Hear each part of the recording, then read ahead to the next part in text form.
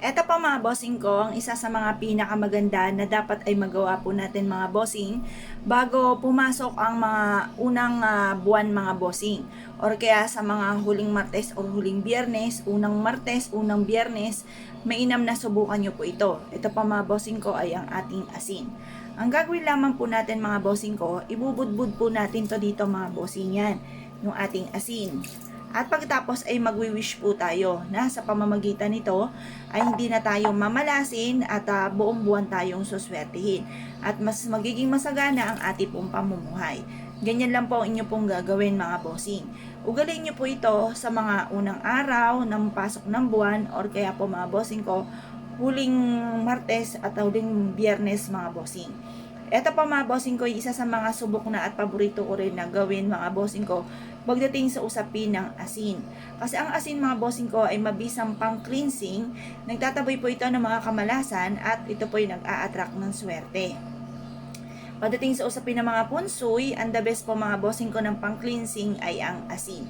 Kagaya na na-share ko nga po sa inyo, sa isang resort na pinuntahan namin, ay napakaraming tao, fully book na po sila at hindi na halos tumanggap ng mga walk-in dahil sa punong-puno na ang kanilang resort mga bossing. At doon ay napansin ko, may malaki silang bowl ng asin mga bossing ko sa main entrance ng kanyang negosyo. Samantalang ang mga katabi po niyan mga bossing ay halos wala ng tao, halos napakatahimik at kumbaga konti na lang ay magsasara na mga bossing. Pero sa kanila ay dinudumog mga bossing, bukod sa ganda ng kanilang ambience ay meron din silang pang cleansing at pantabay na mga kamalasan. At talaga naman tunay na nare-relax ang mga taong pumupunta po doon mga bossing.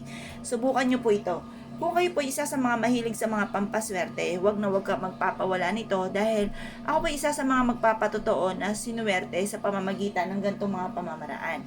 Kung naniniwala ka at naisyo po itong gawin, lumarga po kayo. Dahil ito po ay makakatulong upang sa ganon ay mabilis yung ma-achieve ko anuman po ang mga ninanais ninyo.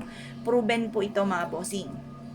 Ngayon pa mga bossing, kung naniniwala ka, subukan nyo po itong gawin. Linisin nyo muna yung CR po ninyo mga bossing. At pagkatapos mga bossing ko ay maglagay ka ng asin sa inyo pong aridoro or sa mga strainer po na yung kagaya ng lababo, yung paliguan po natin, yun, maglagay ka doon ng asin mga bossing. Sa mga butas-butas na yan. Sa mga kusina rin po ninyo, maglagay din po kayo. Kasi minsan, ang pinahahalagahan lang lagi natin ay sa may main door. Hindi na masyado natin napapansin yung mga butas-butas na ganito mga bossing ko na dinadaluyan ng mga madudumi mga bossing. Lalo na sa gabi, maraming mga lumalabas dyan. Kung hindi po yan malinis, hindi kayo maglalagay ng ganito kung ano-ano ang papasok po dyan or maglalabas-masok ng mga bad spirit or negative po mga bossing. Kung kayo po isa sa mga naniwala at naisyo po itong gawin, huwag ka na magpatumpik-tumpik pa, subukan nyo po ito, proven po ito mga bossing. Kung ikaw ay isa sa mga naniwala, mahilig ka sa mga pampaswerte, ay siya, lumarga po kayo at ito po ay makakatulong upang sa ganon ay magtuloy-tuloy ang agos ng swerte. Kaya kung po pinaniwala mga bossing, ay siya, good luck po sa inyo po lahat.